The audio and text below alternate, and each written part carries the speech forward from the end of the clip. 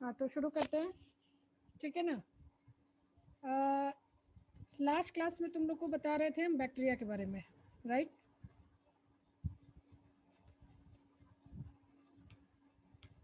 तुम लोग को बता रहे थे साइज ऑफ बैक्टीरिया के बारे में। देखो अब बीच बीच में हम इंटर नहीं करने देंगे किसी को, क्योंकि मोबाइल ये लैपटॉप हैंग होता है, ठीक है। इसलिए सबको बोलो ज्वाइन करेगा। कितना लोग हो गया, सबको ज्वाइन कर चुका। मैम 5 लोग बाकी है।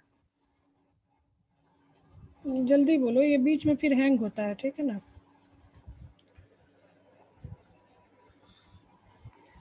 तो लास्ट क्लास में तुम लोग को बता रहे थे साइज ऑफ बैक्टीरिया के बारे में,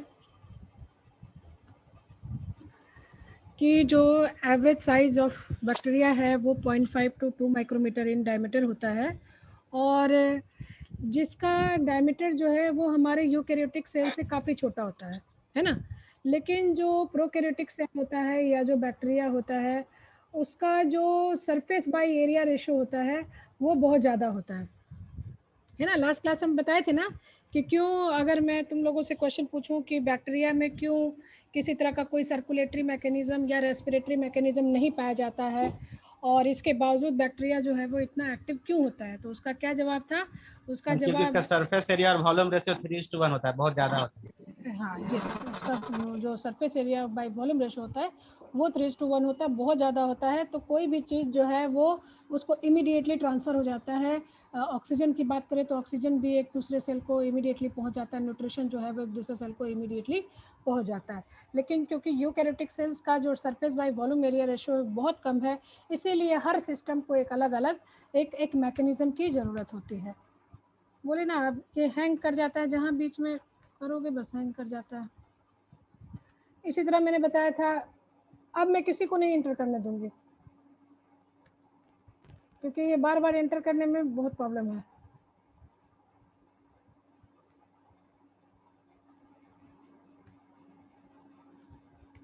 बीच में हैंग करता है और दिक्कत है। जो आएगा अब उसको कुछ वो नहीं एंटर करने देंगे।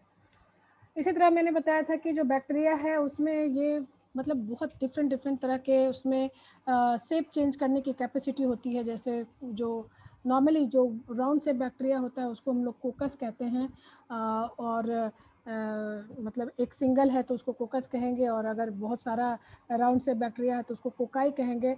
और वो बैक्टीरिया जब चेन में हो तो उसको स्ट्रेप्टोकोकस कहेंगे, जब वो क्लस्टर में हो तो स्टेफाइलोकोकस कहेंगे। इसी तरह बैसिलस जो रॉड से बैक्टीरिया होता है उसको हम लोग बैसिलस कहते हैं, और वो बैसिलस अगर चेन में है तो स्ट्रेप्टोबैसिलस है। और इन दोनों के बीच में, कोकस एंड बैसिलस के बीच में एक सेल होता है जिसको कि हम लोग कोकोबैसिलस कहते हैं। इसी तरह जो कर्व बैक्टीरिया उसको विब्रियो कहा जाता है। स्पायरुलम बैक्टीरिया होता है जो कि स्पायरल शेप होता है उसको स्पायरुलम बोला जाता है। एंड कॉर्क स्क्रू शेप जो बैक्टीरिया होता है उसको हम लोग स्पायरोचीटी बोलते हैं। फिर मैंने लास्ट पिछले क्लास में बताया था कि ये प्लेन ऑफ डिवीजन पे डिपेंड करता है। जैसे अगर मान लीजिए कि कोई बैक्टीरिया जो है वो एक प्लेन में मल्टीपल टाइप डिवाइड करे तो वो स्ट्रेप्टोकोकाई बनाता है। लेकिन अगर मान लीजिए कि वो दो प्लेन में डिवाइड करता है तो वो टेट्राड ऑफ सेल का फॉर्मेशन करता है या ग्रेप लाइक स्ट्रक्चर का फॉर्मेशन करता है। सो फिर मैं आई थी कि बैक्टीरिया, एक टिपिकल जो बैक्टीरिया का स्ट्रक्चर होता है वो इस तरह से होता है। ये क्योंकि रॉड शेप बैक्टीरिया है, इसका शेप जो है वो थोड़ा रॉड शेप है, तो इसको हम लोग राउंड में भी बना सकते हैं। आप बुक्स में देखोगे अलग अलग स्ट्रक्चर है बैक्टीरिया का, तो आप कोई भी स्ट्रक्चर जो है वो ड्रॉ कर सकते हैं, जो भी आपको इजी स्ट्रक्चर हो आप ड्रॉ कर सकते हैं। बट बैक्टीरिया का एक स्ट्रक्चर पक्का आता है, इसलिए बैक्टीरिया का स्ट्रक्चर का प्रैक्टिस ज़रूर रखना तुम लोग। और जब इसका स्ट्रक्चर के बारे में हुआ था कि जो सबसे जो बाहरी जो लेयर होता है वो एक गमी लेयर होता है, specially in the gram negative bacteria, जिसको कैप्सूल और स्लाइम लेयर बोला जाता है। उसके जस्ट नीचे जो है वो तुम्हारा सेल वॉल होता है, और सेल वॉल के नीचे जो है वो सेल मेम्ब्रेन स्ट्रक्चर होता है। इसके अंदर एक प्लाज्मिड सर्कुलर सेल होता है जिसको कि जो कि डीएनए होता है जिसको कि प्लाज्मिड बोला जाता है। एक क्रोमोसोम्स होता है, एक स्पाइक लाइक इसके सरफेस पे स्ट्रक्चर निकला होता है जिसको कि हम लोग पिलस या फिमरी बोलते हैं। और एक फ्लैजिलम होता है जो कि उसको मूवमेंट में हेल्प करता है। और इन सब का जो डिटेल स्ट्रक्चर और इनके फंक्शंस के बारे में हम लास्ट क्लास में बस शुरुआत कर चुके थे। और शुरुआत मेरी थी फ्लैजिला से, कि जो फ्लैजिला है वो मोटिलिटी और मूवमेंट में हेल्प करता है बैक्टीरिया को। और इस फ्लैजिला के अकॉर्डिंग भी बैक्टीरिया का जो नॉमिनेशन हम लोग कर सकते हैं कि अगर मान लीजिए कि एक ही फ्लैजिला है, बैक्टीरिया के सरफेस एक सरफेस की तरफ लगा है, तो उसको हम लोग मोनोट्राइकस बोलेंगे। लेकिन अगर टफ्ट एक बंच ऑफ फ्लैजिला है और एक एंड में लगा है तो उसको हम लोग लोफोट्राइकस बोलते हैं। इसी तरह एम्फीट्राइकस, अगर दोनों एंड पे फ्लैजिला हो तो हम लोग उसको एम्फीट्राइकस बोलते हैं। एंड पेरीट्राइकस यानी कि ऑल अराउंड अगर बैक्टीरिया के चारों तरफ अगर फ्लैजिला हो तो उसको हम लोग पेरीट्राइकस बोलते हैं। ये डिफरेंट स्ट्रक्चर मैंने दिखाया था कि ये है हमारा मोनोट्राइकस, जहाँ की फ्लैजिला जो है वो बैक्टीरिया के एक। हेलो मैम, स्वार्मिंग का मतलब क्या है? तैरना। स्वार्मिंग मीन्स हो गया मतलब जब मास में जब कोई चीज़ करता है ना तो उसको स्वार्मिंग मूवमेंट, जैसे जस्ट लाइक जैसे लोकस्ट वगैरह जो देखियो ना, टिड्ढा टिड्ढा जब एकदम पूरा मास में घूमता है तो उसको क्या बुलाता है? स्वार्मिंग, है ना। इकट्ठा, अकेले हो जाएगा तो स्विम हो जाएगा, है ना। लेकिन अगर पूरा एकदम मास में अगर एक जगह से दूसरे जगह किसी चीज़ का मूवमेंट होता है तो उसको हम लोग स्वार्मिंग मूवमेंट बोलते हैं। ठीक है, तो ये है तुम्हारा मोनोट्राइकस बैक्टीरिया, ये है हमारा एम्फीट्राइकस बैक्टीरिया जिसके दोनों तरफ हमारा फ्लैजिला लगा है, ये है तुम्हारा लोफोट्राइकस जहाँ की बंच ऑफ बैक्टीरिया है एक तरफ, और ये है तुम्हारा पेरीट्राइकस बैक्टीरिया। इसमें मैंने तुम्हें बताया था कि कैसे मूवमेंट करता है। अगर मान लीजिए कि बैक्टीरिया पेरीट्राइकस है यानी कि उसके फ्लैजिला चारों तरफ अगर उसके लगे हुए हैं, तो जब काउंटर क्लॉकवाइज रोटेशन करेगा तो वो फॉरवर्ड मोशन में जाएगा। लेकिन बैकवर्ड मोशन के लिए भी उसको काउंटर क्लॉकवाइज रोटेशन करना पड़ता है, क्योंकि क्लॉकवाइज रोटेशन में बैक्टीरिया जो है वो टम्बल मोशन करता है ना। यानी कि फ्लैजिला जो होंगे वो एक दूसरे से अपार्ट हो जाएंगे, और ये जो पॉज की स्थिति होती है यानी कि यहाँ पे बैक्टीरिया जो है वो उसका मूवमेंट जो है वो थोड़े पल के लिए रुक जाता है, स्टॉप हो जाता है। और ये बैक्टीरिया जो है जब इसको बैक मूवमेंट करना होता है तो वो अगेन जो है वो सारे फ्लैजिला को एक तरफ ओरिएंट करके अगेन ये काउंटर क्लॉकवाइज रोटेशन करता है। मैंने तुम्हें बताया था कि फ्लैजिला का जो मूवमेंट होता है या बैक्टीरिया का जो मूवमेंट होता है किसी रिस्पॉन्स में होता है, या तो वो लाइट के रिस्पॉन्स में हो या खाना के रिस्पॉन्स में हो, तो वैसे रिस्पॉन्स को हम लोग टैक्टिक बोलते हैं। तो अगर लाइट के रिस्पॉन्स में यानी कि लाइट के रिस्पॉन्स की तरफ यानी बैक्टीरिया, कुछ बैक्टीरिया जो वो फोटो एक्टिव होते हैं, फोटो टैक्टिक होते हैं, यानी लाइट के टुवर्ड अगर मूवमेंट करते हैं तो उनको हम लोग बोलते हैं कि फोटो टैक्टिक मूवमेंट है। और जैसे मान लीजिए खाना के टुवर्ड्स अगर हो रहा है तो उसको हम लोग केमोटैक्टिक बोलते हैं। और अवे मान लीजिए कि तुमने गर्म चीज़ यहाँ पे रख दिया और तो बैक्टीरिया जो है वहाँ से वो भागेगा, तो उस मूवमेंट को हम लोग बोलते हैं, है ना, नेगेटिव टैक्सिस, है ना। और उसके लिए भी काउंटर क्लॉकवाइज रोटेशन की ज़रूरत है। मतलब सीधा बात है यहाँ पे कि दोनों ही केस के लिए यानी कि हमें फॉरवर्ड डायरेक्शन के लिए एंड बैकवर्ड डायरेक्शन, दोनों ही डायरेक्शन के लिए बैक्टीरिया को काउंटर क्लॉकवाइज रोटेशन करना होगा इन केस ऑफ पेरीट्राइकस फ्लैजिला। और क्लॉकवाइज मूवमेंट, क्लॉकवाइज रोटेशन मतलब हो गया कि इसके फ्लैजिला जो है वो चारों तरफ बिखर गए और ये बैक्टीरिया जो है वो एक पॉज मूवमेंट में है या स्टॉप मूवमेंट में है। लेकिन अगर बैक्टीरिया मोनोट्राइकस है या लोफोट्राइकस है, कहने का मतलब कि एक फ्लैजिला अगर एक एंड पे है या बंच ऑफ फ्लैजिला जो है वो एक एंड पे है, तो काउंटर क्लॉकवाइज रोटेशन में बैक्टीरिया जो होगा वो फॉरवर्ड डायरेक्शन में जाएगा, बट क्लॉकवाइज रोटेशन में, क्लॉकवाइज मोशन में बैक्टीरिया जो है वो तुम्हारा बैकवर्ड मोशन में जाएगा। सो ये दोनों डिफरेंस जो है वो यहाँ पे क्लियर है। मैंने स्ट्रक्चर बताया था कि एक फ्लैजिला का जब तुम लोग क्रॉस सेक्शन कर लोगे तो जो फ्लैजिला है वो 3 पार्ट्स में बटा होता है, filament, hook and basal ring, है ना। अब ये जो फिलामेंट है वो बाहर के लिए, बाहर जो मतलब एक्सटेंडेड पार्ट होता है वो फिलामेंट होता है, और फिलामेंट और बेसल बॉडी को कनेक्ट करने वाला जो स्ट्रक्चर होता है उसको हम लोग हुक बोलते हैं। और ये जो बेसल बॉडी है ये हमारा सेल मेम्ब्रेन के अंदर जो है वो लाइज होता है, यानी cell wall and cell membrane के अंदर ये जो है वो धंसा हुआ रहता है। और यही बेसल बॉडी जो होता है वो मेनली बैक्टीरिया को मूवमेंट मोशन प्रोवाइड करता है, क्योंकि इसमें कई तरह के रिंग्स लगे रहते हैं, जैसे इनर रिंग्स है, रॉड्स है और आउटर रिंग्स है। तो मोटर जो है वो किसी चीज़, जैसे हम देखते हैं कि पानी वगैरह किसी चीज़ के लिए हमें मोटर की ज़रूरत होती है, जो कि उसको एक एनर्जी फोर्स देता है जिसके कारण कि कुछ भी काम होता है। तो यहाँ जो मोटर का जो एक्शन है ये बेसल बॉडी लेता है। तो अगर वर्क की बात करें तो फिलामेंट जो है वो मूवमेंट में हेल्प करता है और ये एक्सटेंडेड पार्ट होता है। हुक जो है वो फिलामेंट एंड बेसल बॉडी को कनेक्ट करता है, एंड बेसल बॉडी जो है वो बैक्टीरिया को एक्चुअल मूवमेंट या मोटर या ईएमएफ और एनर्जी प्रोवाइड करता है जिससे कि बैक्टीरिया जो है वो मूव कर सके। जो नेक्स्ट स्ट्रक्चर है उसको हम लोग बोलते हैं पिलाई, है ना। और ये जो पिलाई है ये इसका स्ट्रक्चर जो है वो फ्लैजिला की तरह ही होता है, ये भी हेयर लाइक अपेंडिजेस होता है, बट ये जो पिलाई होता है ये शॉर्ट होता है ना। जो फ्लैजिला जो होता है वो लॉन्ग स्ट्रक्चर होता है, लंबा स्ट्रक्चर होता है, बट ये जो पिलाई होता है ये एक शॉर्ट स्ट्रक्चर होता है और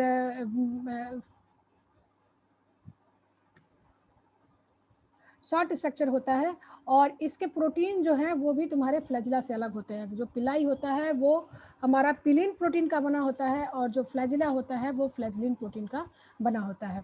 और जो पिलाई होता है वो कई तरह के होते हैं, जैसे इकोलाई में K88, K99, F41 टाइप होता है, और ये बेसिकली बैक्टीरिया को सरफेस से अटैच करने में हेल्प करता है। अब जो इस पिलाई का बहुत ज़्यादा इम्पोर्टेंट रोल होता है, कई तरह के पिलाई होते हैं, जैसे एफ पिलस होता है, आर पिलस होता है, मतलब इसके कई तरह के होते हैं। तो जो एफ पिलस है ये बेसिकली कंजुगेशन यानी कि सेक्सुअल एक्सचेंज में हेल्प करता है, कंजुगेशन ट्यूब बनाने में हेल्प करता है, जिससे कि एक बैक्टीरिया का जेनेटिक मटेरियल जो है वो दूसरे बैक्टीरिया के में मिक्स हो सकता है और इस तरह ये जेनेटिक रिकॉम्बिनेशन में ये हेल्प करता है। इसके अलावा ये फ्लोटेशन यानी कि ये तैरने वगैरह में मतलब कि बैक्टीरिया की बॉयंसी जो है वो इंक्रीज कराता है। और बेसिकली जो हमें जो सरफेस पे या वाटर के ऊपर जो हमें गिलगिला सा एक स्कम सा और एक पेलिकल सा स्ट्रक्चर जो है वो दिखता है वो पिलाई के कारण ही होता है। और ये जो पिलाई है ये बैक्टीरिया को बॉयंसी प्रोवाइड करता है, जिससे कि बैक्टीरिया एरोबिक होते हैं जिनको कि ऑक्सीजन की ज़रूरत होती है, वो उस बैक्टीरिया को ज़्यादा ऑक्सीजन इनटेक करने में हेल्प करता है। सो दिस इज एफ पिलाई, है ना। ये एफ पिलाई जो है वो बहुत इंपॉर्टेंट है, इसको नोट कर लेना कहीं पे। ये एफ पिलाई जो होता है वो कंजुगेशन ट्यूब बनाने में हेल्प करता है। ये तुम इलेक्ट्रॉन माइक्रोस्कोप में इस तरह से देख सकते हो कि ये जो पिलाई है वो एक्सटेंड करके एक ट्यूब लाइक स्ट्रक्चर का फॉर्मेशन करता है बिटवीन टू बैक्टीरिया, जिसको कि कंजुगेशन ट्यूब कहते हैं। और ये एक हॉलो ट्यूब होता है जिससे कि जेनेटिक मटेरियल वेदर वो प्लाज्मिड हो या जो तुम्हारा जो मेन क्रोमोसोम है वो इसी पिलाई से पास करता है, जो कि तुम्हें आगे बैक्टीरियल जेनेटिक्स में पढ़ाया जाएगा ना। जो अदर स्ट्रक्चर होता है उसको हम लोग बोलते हैं कैप्सूल और स्लाइम लेयर।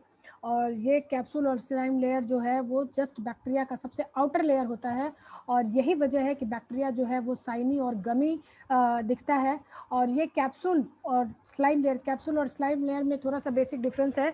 कैप्सूल जो होता है वो एक थिक लेयर होता है जो कि चारों तरफ बैक्टीरिया के सरफेस पे बिल्कुल यूनिफॉर्मली वो कवर्ड रहता है, लेकिन जो स्लाइम लेयर होता है वो कहीं कहीं पे ये एक डिसकंटिन्यूअस लेयर होता है। So this is the difference between capsule and slime layer. That is, capsule is a thick and uniform layer around the bacterial surface, but slime layer is discontinuous and it is not uniform around the bacterial surface. But जो chemical nature है capsule और slime layer का both are same, दोनों जो होते हैं glycocalyx के बने होते हैं, है ना। और ग्लाइकोकैलिक्स यानी कि ये पॉलीसैकेराइड इन नेचर होता है, और ये बैक्टीरिया को सरफेस से अटैच करने में हेल्प करता है। जो एक बैक्टीरिया है जिसको कि हम लोग स्ट्रेप्टोकोकस म्यूटेंस बोलते हैं, और ये चिल्ड्रंस के गम पे जो हमारा जो माउथ का जो गम होता है, जो टिथ का एनिमल होता है, उसके ऊपर ये स्ट्रेप्टोकोकस म्यूटेंस जो है वो पाया जाता है। और ये जो स्ट्रेप्टोकोकस जो होता है ये कैविटी कॉज करता है। जैसे हम लोग जब बच्चे जो होते हैं क्योंकि टॉफ़ी चॉकलेट ज़्यादा खाते हैं, तो ये जो बैक्टीरिया है उस शुगर को यूटिलाइज करके और मतलब उसकी कैविटी बनाने में हेल्प करता है, यानी कि ये बैक्टीरिया जो है वो बच्चों में कैविटी कॉज करता है। लेकिन उस बैक्टीरिया में जिसमें कैप्सूल और स्लाइम लेयर बनाने की कैपेसिटी नहीं होती, वो बैक्टीरिया जो है वो कैविटी नहीं बना सकता है, क्योंकि ये कैप्सूल और स्लाइम लेयर जो है वो बैक्टीरिया को गम से अटैच करने में हेल्प करता है। और यही वजह है कि जो म्यूटेंट्स होता है ना, जो म्यूटेंट्स यानी कि अगर मान लीजिए स्ट्रेप्टोकोकस म्यूटेंट्स में अगर किसी तरह की म्यूटेशन हो जाए तो ये बैक्टीरिया जो है वो कैविटी कॉज नहीं कर सकता, है ना। इसी तरह ये फैगोसाइटोसिस यानी कहने का मतलब कि ये कैप्सूल और स्लाइम लेयर जो है वो बैक्टीरिया में पैथोजेनिसिटी प्रोवाइड करता है, यानी कि कैप्सूल और स्लाइम लेयर की वजह से हमारे जो एंटीबॉडीज़ हैं इनको इनगल्फ नहीं कर पाते, और इस वजह से ये बैक्टीरिया जो है वो बच जाता है एंड आगे चल के ये कई तरह की डिजीज़ को कॉज करता है। ना जो नेक्स्ट है हमारा साइटोप्लाज्म है, और ये साइटोप्लाज्म जो है वो हर सेल में पाया जाता है। नॉर्मली जैसा हमारा साइटोप्लाज्म होता है, हमारे जो सेल के जो साइटोप्लाज्म होते हैं उसमें 80% वाटर होता है, बैक्टीरिया में भी 80% वाटर होता है, and plus 20% salt and protein होते हैं। और ये साइटोप्लाज्म जो है वो ज़्यादातर इसमें वाटर इसलिए होता है ताकि हमारा जो सेल है वो ऑस्मोटिक शॉक से खुद को बचा सके। इसी साइटोप्लाज्म में डीएनए पाया जाता है, और ये डीएनए जो होता है वो सर्कुलर होता है, हैप्लॉइड होता है। और ये जो हैप्लॉइड, तुम लोग को अच्छी तरह से पता होना चाहिए कि what is haploid and diploid. Haploid मतलब, कहने का मतलब कि जब कोई क्रोमोसोम जो है वो सिंगल डोज में रहे, है ना, सिंगल क्रोमोसोम रहता है तो हम उसको बोलते हैं हैप्लॉइड। लेकिन जब वो 2 डोज में रहता है, अगर मतलब कि पेयर में रहता है, तो उसको हम लोग डिप्लॉइड कहते हैं।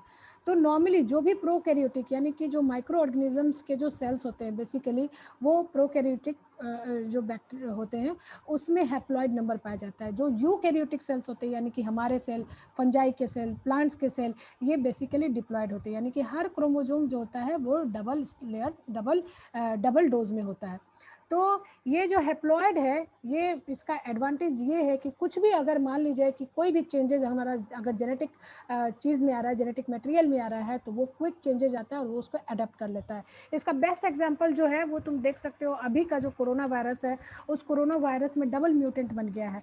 डबल म्यूटेंट बनने का यही वजह है कि उसमें सिंगल स्टैंडर्ड आरएनए एक जेनेटिक मटेरियल है, जो कि किसी भी तरह का म्यूटेशन जो है वो इमीडिएटली अडेप्ट कर ले रहा है, और अपने रूप को इमीडिएटली चेंज करने में इसका सिंगल होना उसको सहायता प्रोवाइड कर रहा है। अगर वो डिप्लॉयड होता तो उसका जो पैथोजेनिसिटी है या उसका जो डेंजर जो पार्ट है उसको एक्सप्रेस करने के लिए मिनिमम 2 क्रोमोसोम्स की जरूरत होती, लेकिन क्योंकि वो हैप्लॉयड है इसलिए उसका जो भी इफेक्ट है वो इमीडिएटली विजिबल हो रहा है।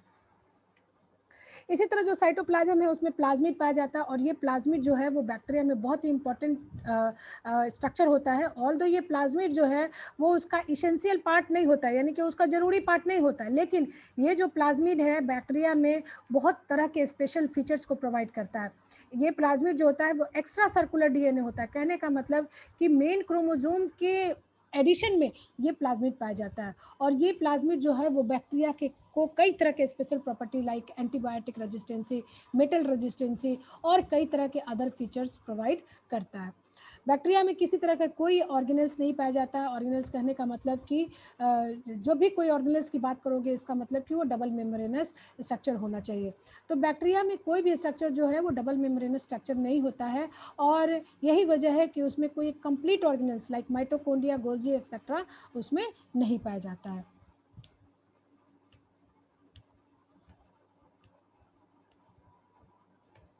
इसी तरह जो नेक्स्ट लेयर होता है उसको हम लोग सेल मेम्ब्रेन कहते हैं, और ये सेल मेम्ब्रेन जो होता है यूकैरियोटिक सेल की तरह ही बाइलेयर स्ट्रक्चर होता है, और ये फॉस्फेट एंड लिपिड का बना होता है। और इस सेल मेम्ब्रेन से वाटर जो है वो जा सकते हैं, ये फ्लेक्सिबिलिटी प्रोवाइड करता है। और ये सेल मेम्ब्रेन जो होता है वो बहुत स्ट्रांग नहीं होता है, इसको हम लोग ईजिली रप्चर कर सकते हैं। मेनली जो ऑस्मोटिक प्रेशर से जो सेल को बचाता है वो सेल वॉल होता है, क्योंकि सेल वॉल जो होता है वो काफ़ी हार्ड स्ट्रक्चर होता है, काफ़ी रिजिड स्ट्रक्चर होता है, और उसके कुछ स्पेशल प्रॉपर्टीज़ होते हैं जिसके कारण सेल वॉल जो है वो बैक्टीरिया को ऑस्मोटिक प्रेशर्स वगैरह से बचाता है।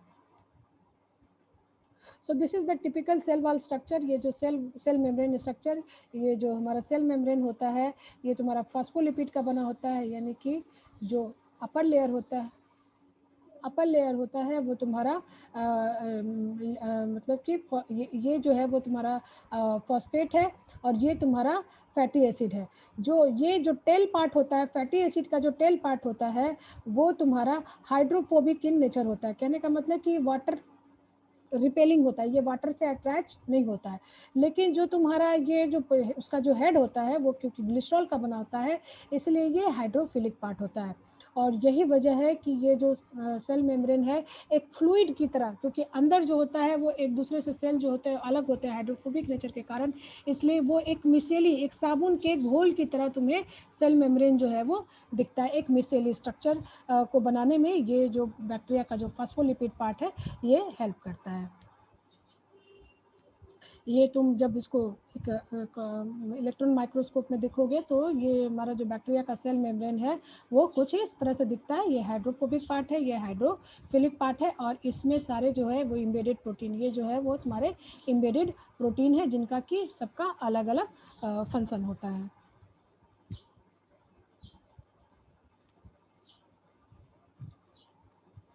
तुम लोग को समझ में आ रहा है? Yes ma'am. Yes ma'am. हाँ यस मैम। हाँ यस मैम। ठीक है।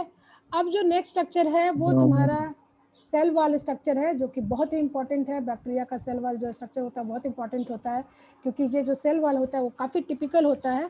इसके जो कॉम्पोजिशंस होते हैं वो हमारा जो प्लांट्स का जो सेल वॉल होता है उससे काफ़ी अलग होता है।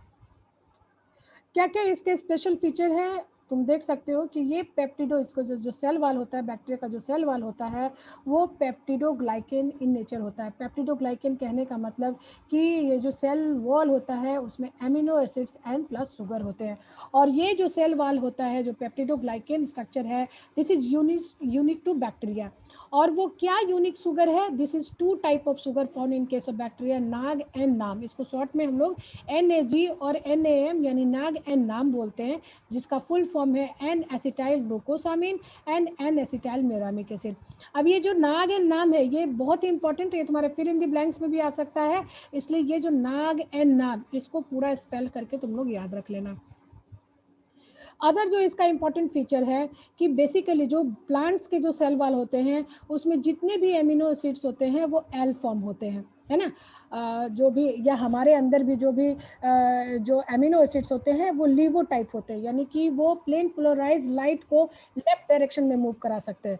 बट ये जो हमारा बैक्टीरिया का जो एमिनो एसिड्स है वो डी फॉर्म का होता है, यानी कि वो प्लेन पोलराइज लाइट को राइट डायरेक्शन में मूव करा सकता है। और ये भी एक स्पेशल फीचर है, यानी कि सेल वॉल के ये जो सारे जो फीचर्स हैं बैक्टीरिया के, ये सारे उसके यूनिक हैं कि ये एक तो इसमें शुगर जो होता है नाग एंड नाम पाया जाता है, और इसमें D form of amino acids पाया जाता है इंस्टेड ऑफ एल फॉर्म। ये सारे जो इतना छोटा सा जो तुम्हारा स्लाइड है इसके हर पॉइंट में तुम्हारा एक क्वेश्चन बन सकता है, इसलिए हमेशा याद रखना कि बैक्टीरिया के सेल वॉल में अगर पूछा जाए एमिनो एसिड तो वो डी फॉर्म होता है, नॉट एल फॉर्म। और इसमें कौन सा शुगर पाया जाता है? तो इसमें नाग एंड नाम पाया जाता है, जिसको कि एन एसिटाइल ग्लूकोसामिन बोलते हैं, और एन एसिटाइल म्यूरामिक एसिड होते हैं, या उसको हम लोग पेप्टिडोग्लाइकेन बोलते हैं। जो एमिनो एसिड्स होता है वो एक दूसरे से इसी नाग एंड नाम के थ्रू लिंक होता है, जो कि तुम्हें आगे दिखाया जाएगा इसका स्ट्रक्चर कैसा होता है। सो एक जो सेल वॉल का जो स्ट्रक्चर होता है ये तुम देख लो कि ये हमारा शुगर है, ये शुगर है, ये शुगर है, और ये तुम्हारा एमिनो एसिड्स है। ये शुगर, ये एमिनो एसिड्स, और इस एमिनो एसिड से एक पेंटाग्लाइकेन रिंग बना होता है। देख रहे हैं, पेंटाग्लाइकेन इसलिए बुलाते हैं क्योंकि इसमें 5 ग्लाइकेन रिंग होता है, 1 2 3 4 5। So this is the 5 glycan ring, है ना। तो अगर तुम्हें basic structural unit of peptidoglycan आई और ये बहुत ही इंपॉर्टेंट है, तो तुम इस तरह से गोले गोले करके N acetyl muramic acid, N acetyl glucosamine, और इनके बीच में एक चेन दिखा दोगे। ये 4 जो तुम्हारा एमिनो एसिड्स है, और यहाँ पे तुम देख सकते हो कि यहाँ पे D glutamine and D alanine पाया जाता है, मतलब कि एल भी पाया जाता है, लेकिन ये जो डी फॉर्म होता है ये इसका टिपिकल और बहुत यूनिक फीचर होता है। और बाकी ये जो होते हैं वो एक दूसरे से क्रॉस लिंक, यानी कि 5 के ग्लाइसिन रिंग से ये जुड़े हुए होते हैं। सो ये स्ट्रक्चर भी तुम्हारे लिए बहुत इंपॉर्टेंट है, इसको भी तुम लोग अच्छे से एक बार बना लेना। बहुत टफ नहीं है, तो बहुत सिंपल है। अगर तुम्हें basic structure unit of peptidoglycan आए तो इन्हीं ये तुम्हारा स्ट्रक्चर बनाते हुए थोड़ा सा उसमें लिख दोगे कि इसमें हम देख सकते हैं कि हमारे जो एमिनो एसिड्स है वो डी फॉर्म है instead of L form. L form तो है ही, in addition to L form there is D form of glutamine यानी amino acids, and इसमें एक पेंटाग्लाइसिन रिंग भी पाया जाता है, जो कि तुम्हें 2 जो शुगर्स मॉलिक्यूल है उनको लिंक करने में हेल्प करता है। अब इसका जो है इतना डिटेल स्ट्रक्चर तुम्हें नहीं आएगा, ये पूरा स्ट्रक्चर बताया हुआ है कि एक basic acetyl N acetyl glucosamine का क्या स्ट्रक्चर होता है, एन एसिटाइल म्यूरामिक एसिड का क्या स्ट्रक्चर होता है, तो ये इतना डिटेल स्ट्रक्चर जो है वो तुम्हारा नहीं आएगा। लेकिन जब तुम इन सबको देखोगे तो ये जो होते हैं वो एक मैट लाइक स्ट्रक्चर बनाता है ना। ये देख रहे हो कि एक बिल्कुल मैट लाइक स्ट्रक्चर बना रहा है, एम जी यानी कि ग्लूकोसामीन, मिरामिक एसिड, ग्लूकोसामीन, मिरामिक एसिड, और ये जो तुम्हारा साइड चेन है ये अमीनो एसिड्स का है, और ये अमीनो एसिड्स है, और ये जो है तुम्हारा रेड कलर का ये तुम्हारा ग्लाइसिन रिंग है, ये ग्लाइसिन रिंग है। यानी एक म्यूरामिक एसिड को दूसरा म्यूरामिक एसिड जो है वो ग्लाइकेन चेन बांधता है, बाकी एक शुगर दूसरे शुगर से अमीनो एसिड से लिंक है ना। एक जो शुगर है वो मतलब एक म्यूरामिक एसिड जो है वो दूसरे म्यूरामिक एसिड से ये पेंटाग्लाइसिन रिंग से बना हुआ है, ये जो है वो 5 इस तरह से 5 दिखा रहा है। लेकिन जो तुम्हारे जो म्यूरामिक एसिड एंड ग्लूकोसामीन इनके बीच का जो रिंग है वो तुम्हारा अमीनो एसिड्स का है, जो कि चार अमीनो एसिड्स जो है वो इसमें पाए जाते हैं। इसको इस तरह से भी देख सकते हो, ये तुम्हारा आउटसाइड पेप्टिडोग्लाइकेन है and this is the growing chain, ये तुम्हारा साइटोप्लाज्मिक मेम्ब्रेन है। हेलो हेलो, और मतलब ये तुम मैट लाइक स्ट्रक्चर जो है वो देख सकते हो।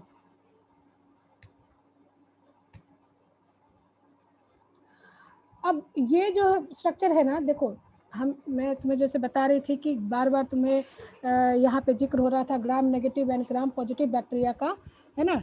तो जो हमारा ग्राम नेगेटिव बैक्टीरिया है, ग्राम negative bacteria and gram positive, जो कि आगे तुम्हें और डिटेल में पढ़ाएंगे कि क्या क्या बेसिस होता है कि हम ये कह सकते हैं कि ये ग्राम नेगेटिव है और ये क्या ग्राम पॉजिटिव है। Actually gram negative and gram positive जो है वो स्टेनिंग के प्रॉपर्टी पे, हम जब उनको स्टेन करते हैं उसको रंगते हैं और जब माइक्रोस्कोप के अंदर देखते हैं तो हमें जो ग्राम पॉजिटिव बैक्टीरिया है वो पर्पल दिखता है और जो ग्राम नेगेटिव बैक्टीरिया है वो रेड दिखता है।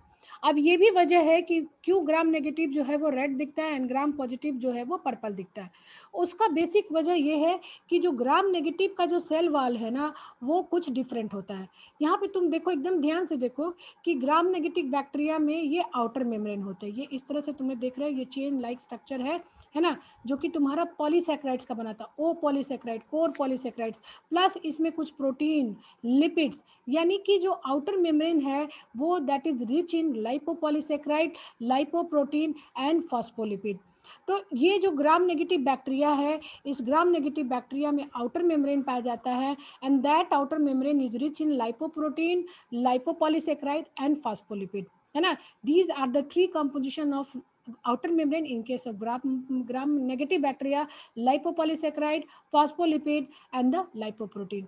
But there is very thin layer, एक बहुत पतला लेयर, ये देख रहे हो ये एकदम पतला सा लेयर जो है वो तुम्हारा पेप्टिडोग्लाइकेन, ये देखो पेप्टिडोग्लाइकेन ये बहुत ही पतला लेयर है ना। और इस और नीचे जो है वो तुम्हारा ये हो गया तुम्हारा सेल मेम्ब्रेन, या जिसको कि तुम लोग साइटोप्लाज्मिक मेम्ब्रेन कह रहे हो। अब इस साइटोप्लाज्मिक मेम्ब्रेन एंड ये आउटर मेम्ब्रेन, इनके बीच में एक लेयर है जिसको कि ये पेरिप्लाज्म बोला जाता है। So these are the typical structure of gram negative bacteria. Gram negative का सेल वॉल का स्ट्रक्चर तुम्हें आ सकता है बनाने के लिए, तो एक रफ तुम जरूर ड्रॉ कर लेना, उसमें तुम्हें दिखाना होगा ये 3 layer, lipopolysaccharide, phospholipid and lipoprotein. इसके अलावा तुम्हें ये पेरिप्लाज्म लेयर दिखाना होगा क्योंकि periplasm is typical to gram negative bacteria, है ना। एंड ये जो पेप्टिडोग्लाइकेन लेयर जो है ये बहुत ही थिन लेयर होता है, एक पतला सा लेयर होता है, ठीक है। सो क्या क्या यूनिक स्ट्रक्चर हुआ, outer membrane, periplasm and the thin layer of peptidoglycan is the typical feature of gram negative cell wall. अब ये सेल वॉल करता क्या है, ये सेल वॉल जो है वो बैक्टीरिया के शेप को डिटरमिन करता है ना, उसको एक रिजिडिटी प्रोवाइड करता है, प्लस वो स्ट्रेंथ प्रोवाइड करता है। और ये सेल वॉल जो है वो मतलब कि बैक्टीरिया का टोटल वेट का 20 to 40% होता है और ये बैक्टीरिया का यूनिक स्ट्रक्चर होता है। सम एंटीबायोटिक जो है वो डायरेक्टली सेल वॉल को डिस्टर्ब करता है, जैसे कि पेनिसिलिन जो है वो ओनली ग्राम पॉजिटिव बैक्टीरिया पे अफेक्ट करता है, ग्राम नेगेटिव बैक्टीरिया पे अफेक्ट नहीं करता है। अब ना कुछ जो है वो ये तुम्हारा ग्राम पॉजिटिव बैक्टीरिया का स्ट्रक्चर है। तुमने देखा ग्राम नेगेटिव बैक्टीरिया में कितने तरह के लाइपोपॉलीसैकेराइड, फॉस्फोलिपिड, लाइपोप्रोटीन प्लस तुम्हारा पेरिप्लाज्मिक स्ट्रक्चर था। बट ये जो ग्राम पॉजिटिव बैक्टीरिया है इसमें तुम देखो कि ये पेप्टिडोग्लाइकेन का थिक लेयर है जो कि बहुत ही पतला एकदम छोटा सा लेयर था इन case of gram negative bacteria. But in case of gram positive bacteria the peptidoglycan layer is very thick और इसमें एक एडिशनल स्ट्रक्चर होता है जिसको कि लाइपोटिकोइक एसिड बोलते हैं, है ना। और ये जो टिकोइक एसिड है ये ग्राम पॉजिटिव बैक्टीरिया में ही पाया जाता है, ग्राम नेगेटिव बैक्टीरिया में में नहीं पाया जाता है। तो यहाँ पे तुम कह सकते हो कि जो ग्राम पॉजिटिव बैक्टीरिया होता है उसमें थिक लेयर ऑफ पेप्टिडोग्लाइकेन होता है एंड उसमें एक एडिशनल स्ट्रक्चर होता है जिसको कि हम लोग टिकोइक एसिड कहते हैं, और ये टिकोइक एसिड जो होता है ग्राम पॉजिटिव में बैक्टीरिया में ही पाया जाता है। But in case of gram negative bacteria peptidoglycan layer is very thin and उसमें जो होता है पेरिप्लाज्म होता है, and in addition to this structure there are outer membrane that is rich in lipoprotein, lipopolysaccharide and phospholipid. So अब ma'am lipoprotein क्या होता है? लिपिड एंड प्रोटीन अगर बना हो तो लाइपोप्रोटीन बोलते हैं उसको। जब कोई चीज लिपिड एंड प्रोटीन का बना हो तो लाइपोप्रोटीन बोलते हैं। फॉस्फोलिपिड, जब कोई चीज फॉस्फेट एंड लिपिड का बना है तो उसको फॉस्फोलिपिड बोलते हैं। एंड लाइपोपॉलीसैकेराइड यानी कि शुगर एंड लिपिड बना है तो वो लाइपोपॉलीसैकेराइड हो गया। ठीक है, क्लियर है? Yes ma'am. अब देखो ये जो लाइपोपॉलीसैकेराइड लेयर है जो कि टिपिकल है ग्राम नेगेटिव बैक्टीरिया का, ये उसको बहुत ही एक इम्पॉर्टेंट प्रॉपर्टी प्रोवाइड करता है। ये इंडोटॉक्सिन या पायरोजिन यानी बुखार लगाने की कैपेसिटी जो है ये लाइपोपॉलीसैकेराइड जो है वो बैक्टीरिया करता है। यानी कि पायरोजिन इसलिए कहते हैं क्योंकि ये फीवर कॉजिंग होता है, और इसका टॉक्सिन जो होता है क्योंकि ये इनसाइड यानी कि मतलब कि जो भी इसका टॉक्सिन प्रोडक्शन होता है वो सेल के अंदर होता है, इसीलिए इसको हम लोग बोलते हैं इंडोटॉक्सिन। एंड एक्सोटॉक्सिन मतलब हो गया कि जब आउटसाइड द मीडिया कोई भी बैक्टीरिया अगर आउटसाइड सेल अगर वो सेक्रेट करती है टॉक्सिन को तो उसको हम लोग बोलते हैं एक्सोटॉक्सिन। और ये जो लाइपोपॉलीसैकेराइड है ये लिपिड पॉलीसैकेराइड्स का बना होता है, और ये ओनली ग्राम नेगेटिव बैक्टीरिया में पाया जाता है। और इस लाइपोपॉलीसैकेराइड लेयर को हम लोग ओनली अल्कोहल और एसीटोन से रिमूव कर सकते हैं।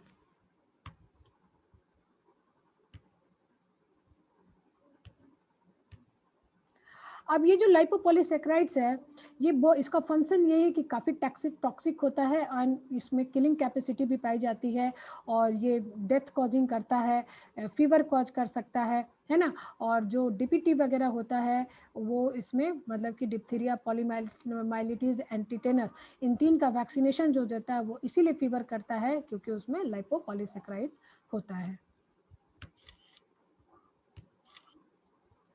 So it is heat resistance भी इनको बहुत ज़्यादा मुश्किल होता है, हम उसको रिमूव नहीं कर सकते, और यही है इसका ज़्यादा। अब क्योंकि लाइपोपॉलीसैकेराइड्स होता है इसलिए वो गमी दिखेगा, है ना, वो स्मूथ दिखेगा। अगर लॉट ऑफ एलपीएस और कैप्सूल हो गए तो तुम्हारा म्यूकॉइड दिखेगा, वो गमी दिखेगा, और अगर थोड़ा सा है तो वो तुम्हारा ड्राई दिखेगा। और इसके कई वेरिएंट्स होते हैं, जैसे साल्मोनेला, कोलाई वगैरह में ये पाया जाता है, जिसके कि कई वेरिएंट्स होते हैं। नाउ एक अलग इम्पॉर्टेंट स्ट्रक्चर होता है जिसको कि हम लोग बोलते हैं इंडोस्पोर, और ये इंडोस्पोर जो होता है वो कुछ ग्राम पॉजिटिव बैक्टीरिया में पाया जाता है। और ये इंडोस्पोर जो है वो टिपिकल इसलिए है कि बेसिकली बैक्टीरिया में स्पोर बनाने की एबिलिटी नहीं होती है, लेकिन कुछ बैक्टीरिया लाइक क्लोस्ट्राइडियम एंड बैसिलस, जैसे यहाँ पे देखो ये बैसिलस का नाम दिया हुआ है, ये दो हमेशा नाम याद रखना, क्लोस्ट्राइडियम एंड बैसिलस, ये these 2 bacteria are able to produce endospore, जो कि अदर बैक्टीरिया जो है वो नहीं कर सकते।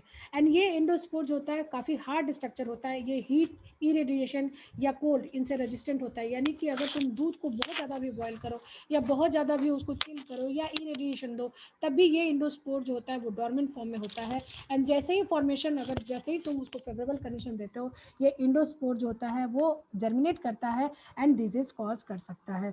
तो यही वजह है कि जब मिल्क का पास्चुराइजेशन होता है तो बैसिलस स्टीरियोथर्मोफिलस जो होता है इसको ये माना जाता है कि ये एक मेजर है। अगर ये बैक्टीरिया अगर मर गया इसका मतलब कि उसके अंदर ऑलमोस्ट सारे बैक्टीरिया जो है वो किल हो जाते हैं। सो दीज आर द, इसको हम लोग पास्चुराइजेशन इंडिकेटर भी बोल सकते हैं, बैसिलस स्टीरियोथर्मोफिलस। बाद में फिर और भी कई माइकोबैक्टीरियम भी आया, but these are few of the bacteria जिसको कि अगर उसका टेस्ट करके देखो, अगर ये बैक्टीरिया एब्सेंट है इसका मतलब कि your milk is completely sterilised and completely safe to drink, है ना। अब ये बैसिलस एंथ्रासिस जिसको कि बायोलॉजिकल वारफेयर में यूज किया था, जस्ट लाइक जैसे कि कोरोना जो है वो कहीं से यहाँ पे भेजा गया है, इट्स अ बायोलॉजिकल वारफेयर। जब कोई बायोलॉजिकल थिंग को एक लड़ाई के लिए भेजा जाता है तो that thing is called the Bacillus anthracis. And इस बैसिलस एंथ्रासिस का जो यूज है वो माना जाता है कि ओसामा बिन लादेन ने सोचा था, शुरुआत करने की सोची थी, बट वो हो नहीं पाया। सो इसको ये अगर इस स्पोर्ट्स को अगर भेज दिया जाए तो ये पूरे कंट्री को ये नाश करने, जस्ट लाइक जैसे कोरोना जो है वो इस तरह से कर रहा है, इसी तरह ये जो बैसिलस एंथ्रासिस है इसका काफ़ी डेंजरस बैक्टीरिया एंड इसको मतलब कि बायोलॉजिकल वारफेयर में यूज किया जा सकता है, but it is completely ban. So electron microscope के अंदर देखोगे तो ये जो है एंडोस्पोर जो है वो इस तरह का स्ट्रक्चर दिखता है, इस तरह का हार्ड स्ट्रक्चर दिखता है, जो कि तुम्हारा आउटर जो होता है उसको कोर बोला जाता है, बीच वाला जो होता है कॉर्टेक्स होता है, एंड इसके ऊपर एक स्पोर कोट होता है जो कि इसको अनफेवरेबल कंडीशन मतलब कि इसको तुम ड्राई कंडीशन में रख दो, बिना खाना पीना दिए रख दो, ये कई साल तक वहाँ पे पड़ा रहता है एंड तभी जर्मिनेट करता है जब इसको फेवरेबल कंडीशन मिलता है। अब what is difference between gram positive and gram negative bacteria? Gram positive bacteria जो होता है उसमें थिक पेप्टिडोग्लाइकेन का लेयर होता है, टिकोइक एसिड पाया जाता है, बट ग्राम नेगेटिव बैक्टीरिया जो होता है उसमें मतलब कि थिन लेयर ऑफ पेप्टिडोग्लाइकेन होता है, आउटर मेम्ब्रेन होता है और उसमें पेरीप्लाज्म पाया जाता है, ठीक है। Which are the most sensitive to penicillin? Only gram positive bacteria is sensitive to penicillin because gram positive bacteria contain the thick layer of peptidoglycan layer and ये जो penicillin है ये growing chain of peptidoglycan पे act करता है। That's why penicillin act only on gram positive bacteria, not on gram negative bacteria, है ना।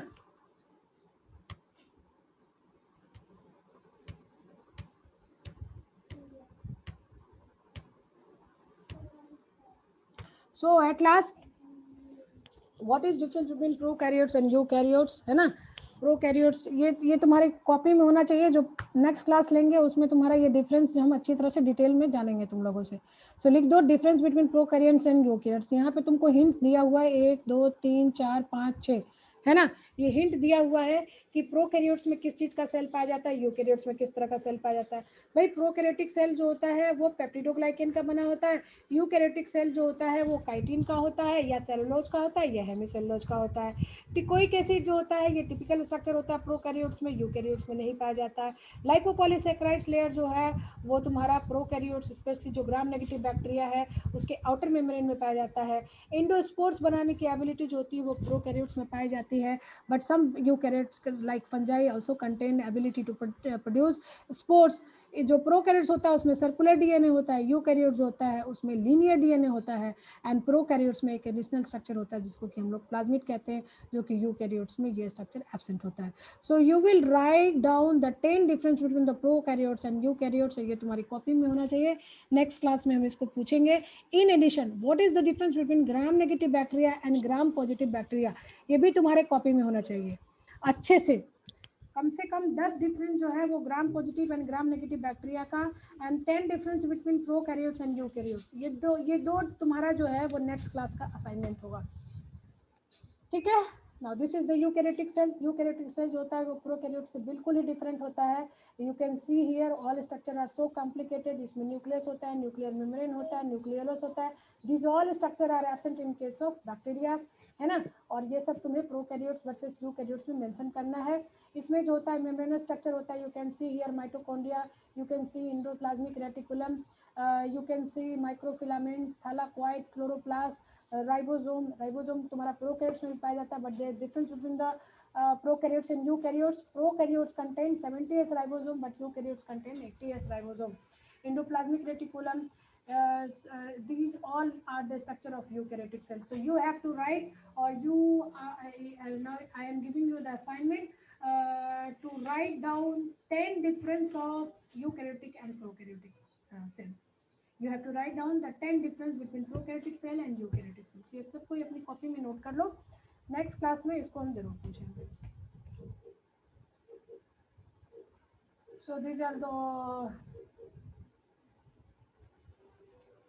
Structure of bacteria. अब इसमें अगर किसी को कुछ पूछना है तो पूछो।